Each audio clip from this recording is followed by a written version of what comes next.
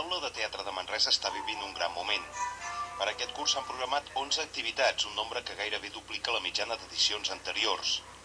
Ara s'estan fent 5 activitats formatives i ja se n'han acabat 2. Des de l'inici d'aquest curs participen o han participat als cursos de l'Aula 90 persones, una xifra rècord. Els 75 d'ara, més aquests 15-16 persones que van participar en aquests cursos, ja sumen 90 persones que fins ara han participat en els cursos o en la programació de l'Aula de Teatre. 90, que és el número més alt d'alumnes que hi ha hagut fins ara, és a dir, en els últims 9 anys que el CAE ha estat gestionant l'Aula de Teatre, doncs aquest any, aquesta edició, a falta encara de 4 cursos, ja hem superat tots els números de participants d'anys anteriors.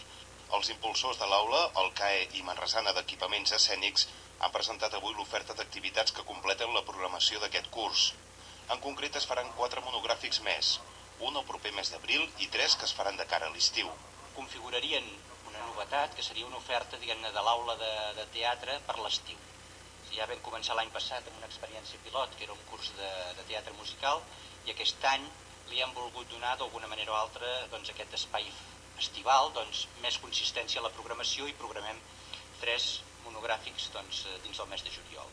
Al mes d'abril es farà un curs sobre solucions pictòriques per fer escenografies teatrals, i de cara al juliol hi haurà els monogràfics sobre iniciació als equilibris acrobàtics, iniciació al teatre i interpretació amb titelles i objectes.